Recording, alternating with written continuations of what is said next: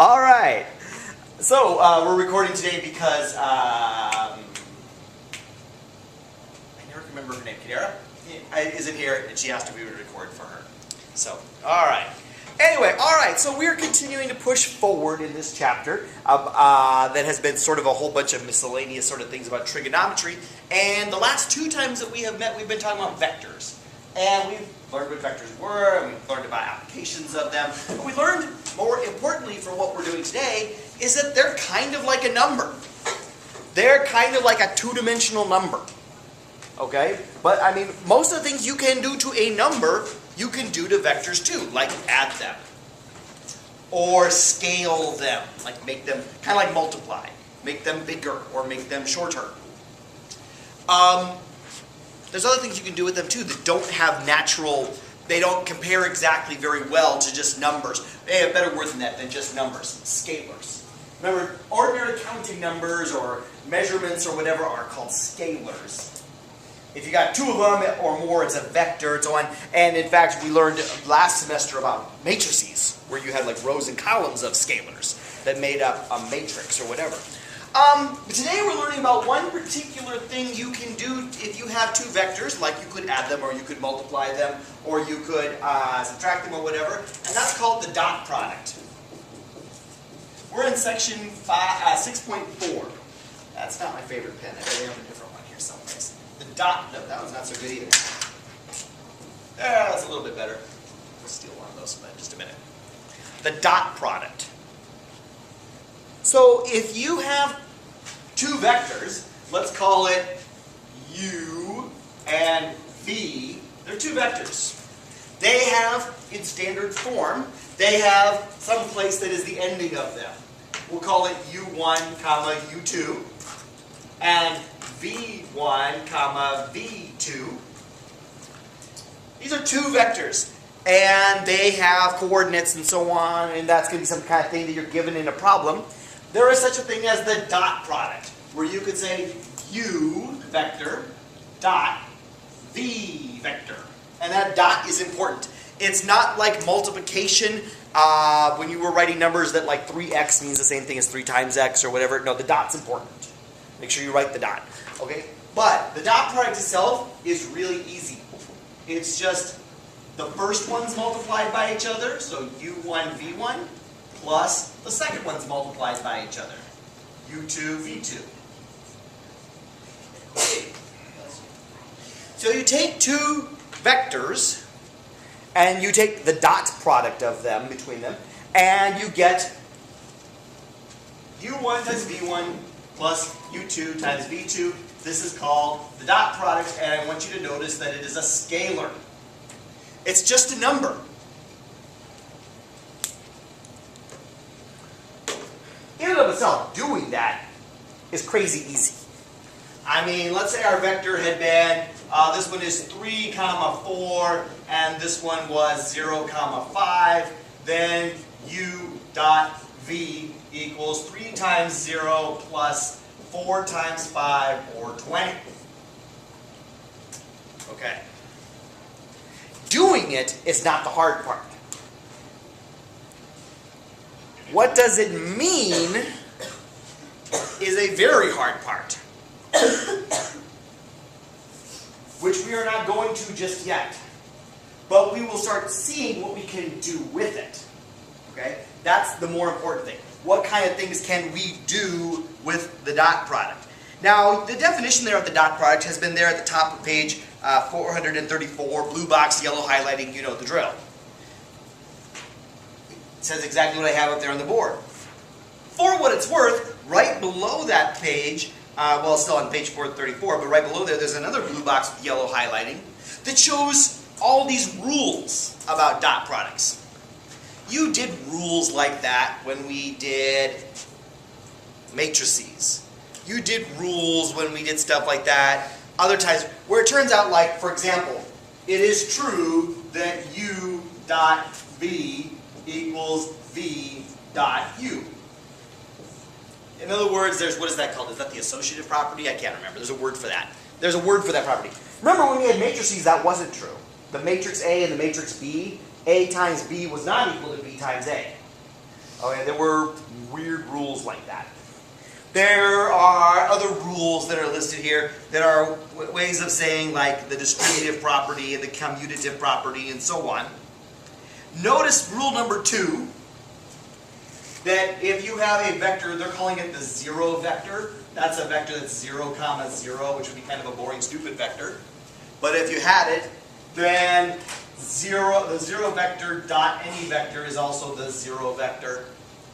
Again, that's a rule. Man, like back early days of like algebra, you probably had a whole bunch of rules like this for numbers. And then back in pre-calc, we had a bunch of rules about this, about matrices.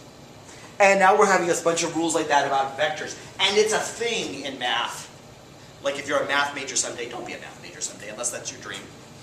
But like math majors go and show why are the rules for these vectors different than the rules for matrices, which are different than the rules for scalars and so on. Okay, we're not going to do that.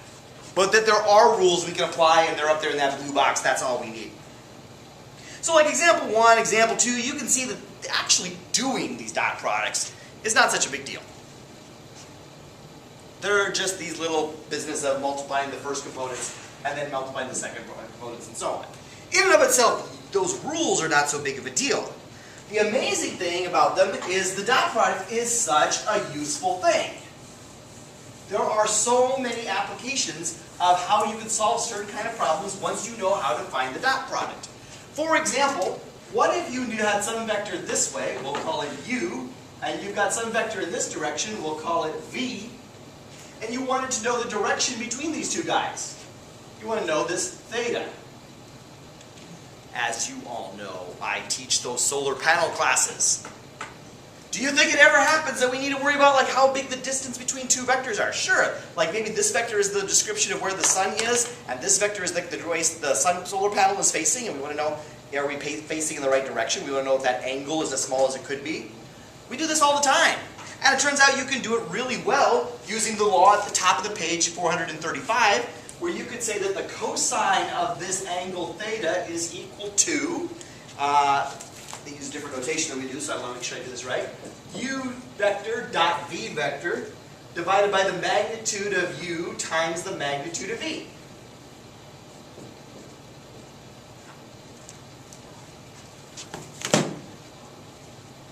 What a miracle! What a miracle here. Hey, by the way, there's also ways of, well, we'll get there in just a second. So I've got some vector. It describes which way my solar panel is facing. I've got some other vector. It describes which way is the sun. Ideally, you'd want the solar panel to be facing exactly toward the sun. That's when you get the greatest yield of electricity from your solar panel. And therefore, we would want well, hey, no matter what, I want to know what that angle is.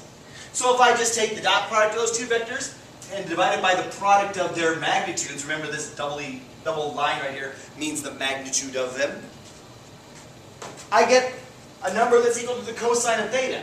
In other words, I would just take the inverse cosine of, and I'll just put this right here, this little dumb thing again, into here, and I'd get that theta.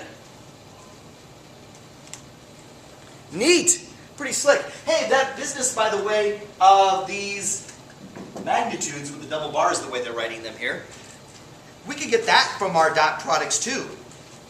I mean, turns out u dot u is equal to the magnitude of u squared, or you could say the square root of u dot u equals the magnitude of u, and that's about as handy as could be. I mean, figuring that dot product isn't hard. Hey, let's do one. If my vector u was 5, 12, then my magnitude of that vector would just be the square root of, let's see, u times u. U dot u would be 5 times 5 plus 12 times 12, or that works out to 13.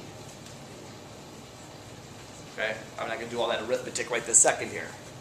But all I did is I took the u dot u. 5, 12 dot 5, 12 would be 5 times 5 plus 12 times 12. Neat! We You can do that with vectors too, with these dot products too. There's also something called cross products, which we'll get to in a different lecture.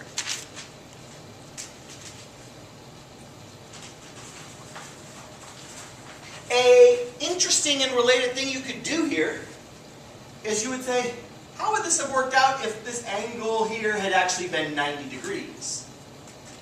Like if that was V, but this is V. Could you figure out if U and V are at right angles to each other? There's a better word than at right angles to each other. At right angles to each other, a good adjective to describe that is orthogonal. Orthogonal. Two vectors are orthogonal if they are pointing in directions that add up to 90 degrees. Now, we could actually just do the math. We could say, they gave us a vector, they gave us another vector, we chunk, and we figure out, oh, we get this, and then we take the inverse cosine of it, and it gives us 90 degrees. Yes, but you know what? The cosine of 90 degrees is 0. In other words, two vectors are going to be orthogonal if this thing over here is 0. And the only way this thing over there is going to be 0 is if its numerator is 0. Right? How am I going to get this thing to be equal to 0? The only way it can happen is if this is 0. So U dot V equals 0 means the vectors are orthogonal. Two vectors are orthogonal, that is, they point in 90-degree different directions, if they have a dot product that's equal to 0. Again, super slick, because that dot product calculation is easy. It's not just kind of a randomy kind of thing. Why would I care if they're orthogonal? There's lots of times where, like, you want things to be at exactly opposite, or you don't want them to be. Either way, you need to test if they are orthogonal.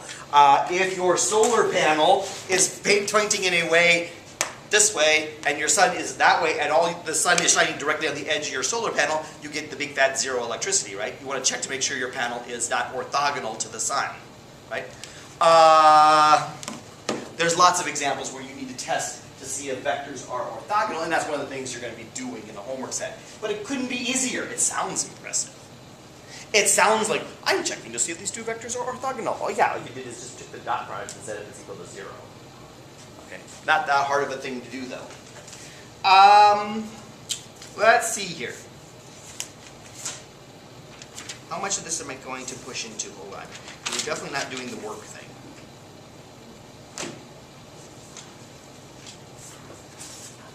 We're breaking this one up into 2 days to give the other class a chance to catch up. Because they lost a day because of the SAT. So you guys are splitting this up into 2 days, whereas they're doing it in 1. What exactly the dot product is a bit complicated. But it's related to being a measure of to what extent the two vectors are in the same direction. Okay? Having a dot product of 0 means this vector and that vector are not in the same direction at all. They're 90 degrees opposite each other. A dot product that is negative means they're actually in opposite directions of each other. Positive means they're in the same-ish sort of direction of each other. Okay? And it gets bigger and bigger the more they're in the same direction. Okay? In words, that doesn't sound so bad. It's just sort of a measure of how much they're in the same direction. It's related to how big the area of... No, I don't want to say that. That's not the right way to put it. Because that would confuse the situation. One way to think about it is to say, hey, let's say one of my vectors was this direction, and my other vector was this direction. One way to think about how these things are related would be to think about, like, I'm going to use a word that's not in your book and it's not something technical, I'm just kind of imagining here. Like the shadow of this vector on this one. Like, if there was some kind of like sun up here shading on these two vectors, how much of a shadow would this one be casting on the other one? Shadow is not the right word. We're heading towards the right word. Where like, if my V was not there, but was this way, you know, it would be casting a short shadow. Whereas if my V was this direction, it would be casting a long shadow. There sort of is like a measure, it's somehow measuring how much they're in the same direction. Okay? Shadow's not the right word though. The right word is projection. The projection. The projection of, in this case, V onto U.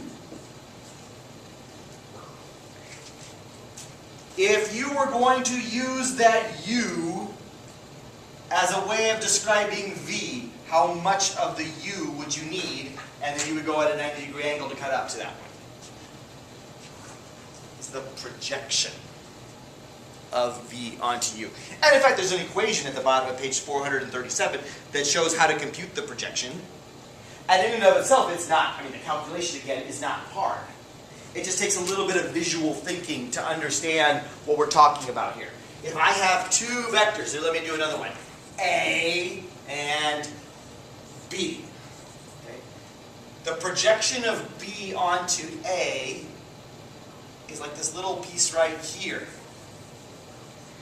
All right. It's how far down A you go before you would take a turn at 90 degrees to get over to B. But another way to think of it is it's like the shadow of B onto A. Okay? Your book has a little equation for that. You're only doing a couple problems with it right there. We'll do more about that the next time we meet. Which is tomorrow, isn't it? Yes. Oh my.